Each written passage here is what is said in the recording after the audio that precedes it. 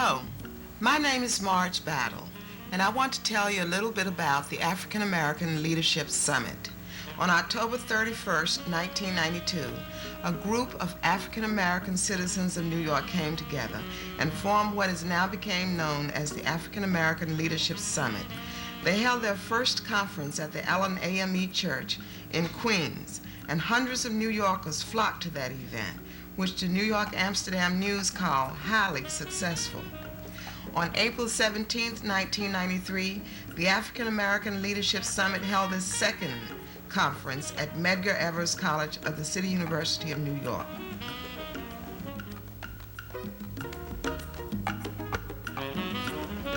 The theme of the second conference of the African American Leadership Summit was economic development, education, and health for the African American community. Some of the participants of that second conference were Congressman Major Owens, Congressman Ed Towns, the Honorable Roger Green, the Honorable Floyd Flake, Dr. Carlos Russell, Honorable Priscilla Wooten, Mr. Kermit Eady, who is President of the Black United Fund, the Reverend Al Sharpton, Dr. Vernal Cave, and of course, Dr. Edison O. Jackson, President of Medgar College. One of the highlights of that conference was a keynote address on the issue of education given by Regent Dr. Adelaide Sanford. And we would like to share with you the contents of Dr. Sanford's remarks at the second African American Leadership Summit. And now, Dr. Sanford.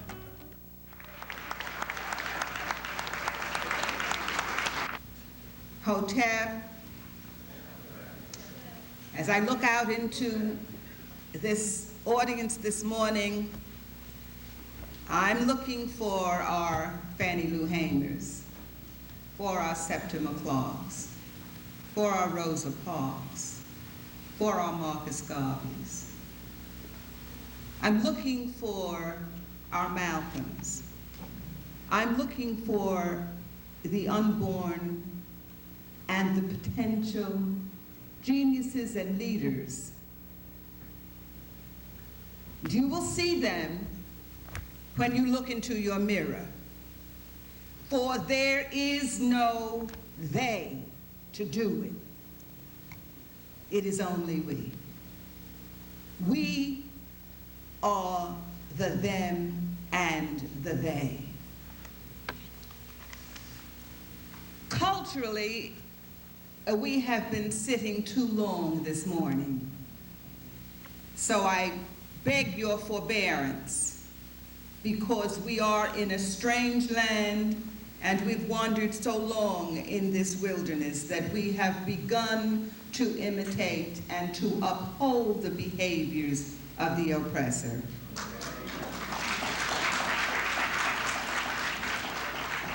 The question, and the only question for me as a person involved in working with the fragile, gentle, tender, very, very, very flexible mind of our young people, is this question that comes from the poem by Margaret Burroughs.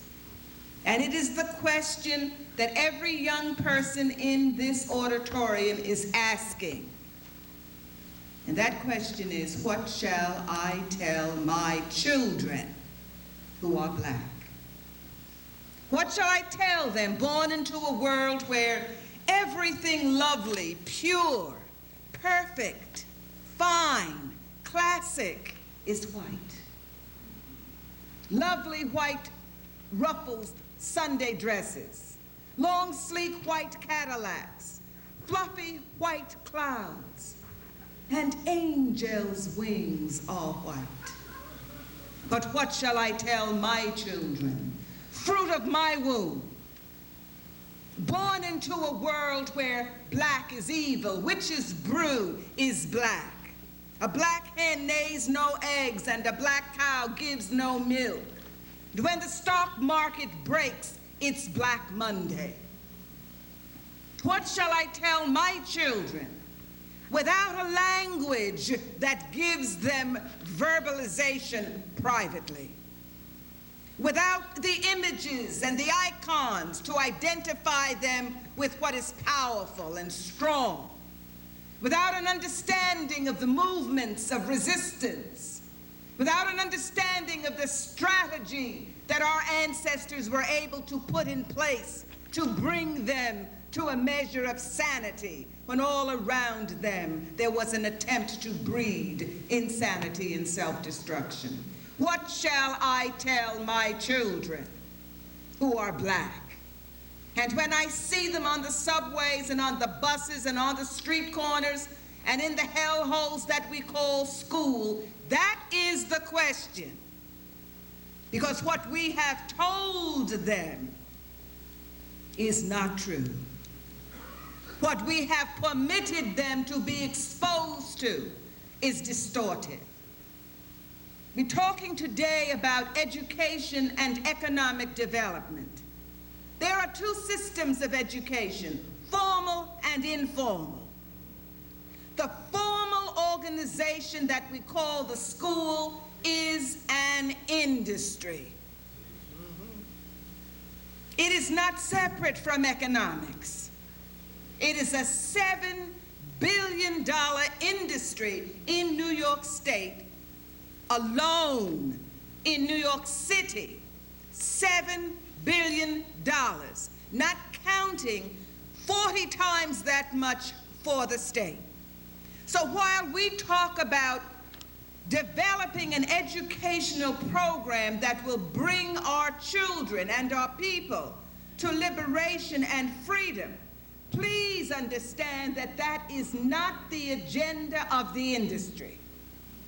The industry of education is propelled and grows on failure. The more children fail, the more money is generated in the industry of education.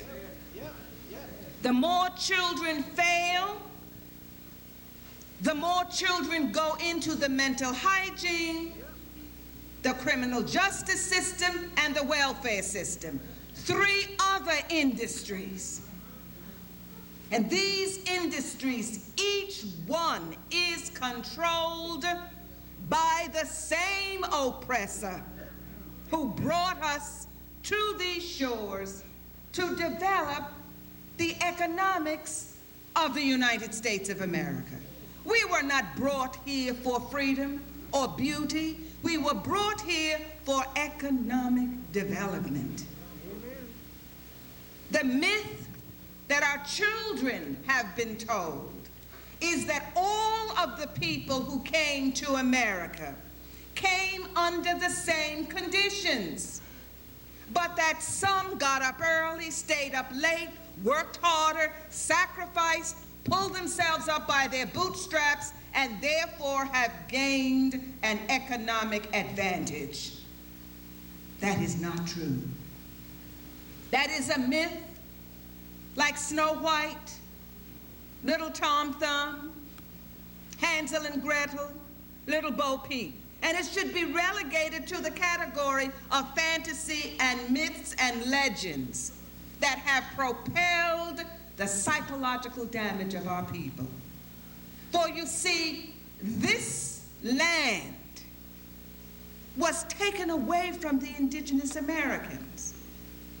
Nobody bought this land. And up to 10 years ago, males of European background were given large tracts of land on Long Island. When you travel across the South and you look at the magnificent plantations and homes there, those people did not buy that land. It was given to them by the European government, by the governments of the states. And enslaved people built that land into magnificent plantations. They built the homes. They built the furniture with their own hands. Some of that furniture still has the engraving of the genius of people of African ancestry. So one of the problems around the issue of education is that the whole psychological aura of what has made the United States of America what it is based on a fantasy.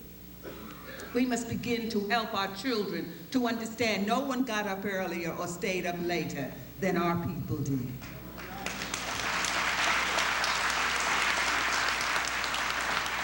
We must also help them to understand very clearly that there has been an exchange in the image of the historical oppressor. He one time was visible as the plantation owner and the slave master. That oppressor comes in a different form today, but it is the same oppressor. When we begin to talk about substance abuse and prevention programs, the textbook should be Chancellor Williams' The Destruction of the Black Civilization.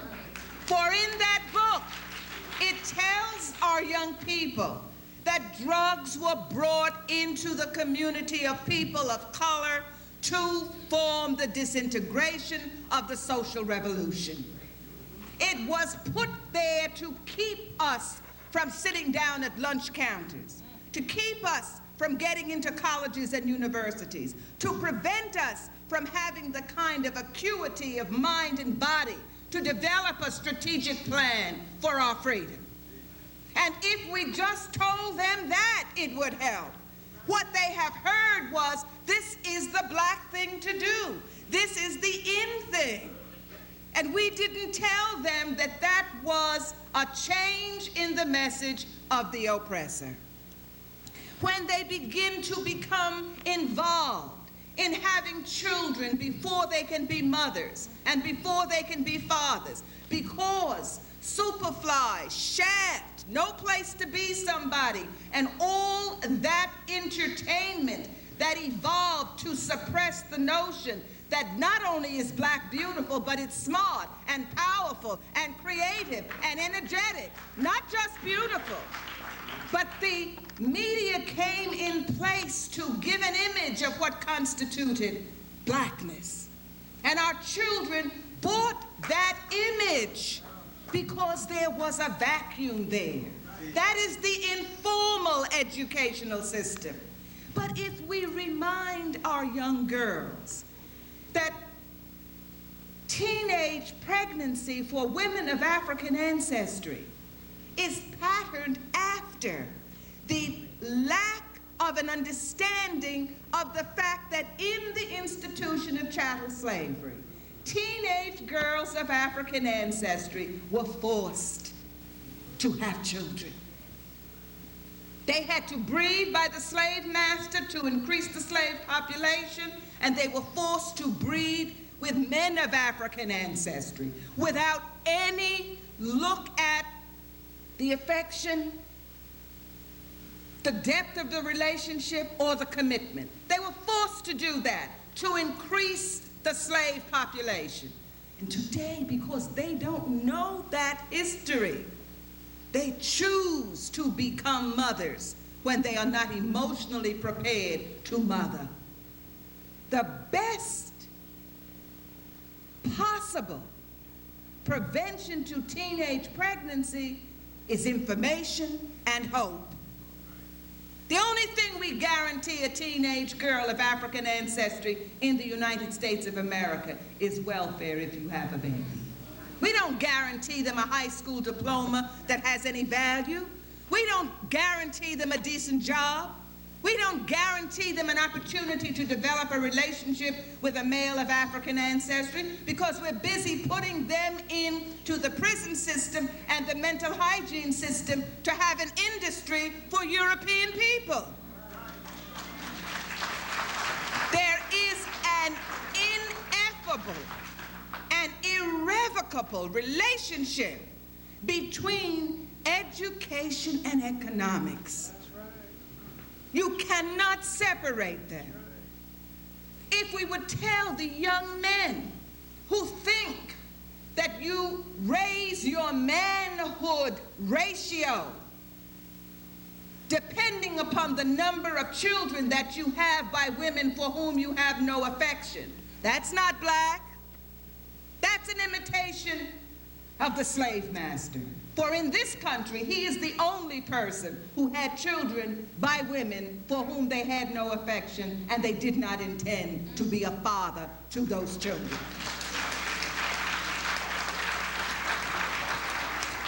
If we understand that the people who are teaching our children will not give them that lesson, because that lesson would indict and damn them. That is an educational message that must come out of our culture, tradition, and heritage. It cannot come from the oppressor.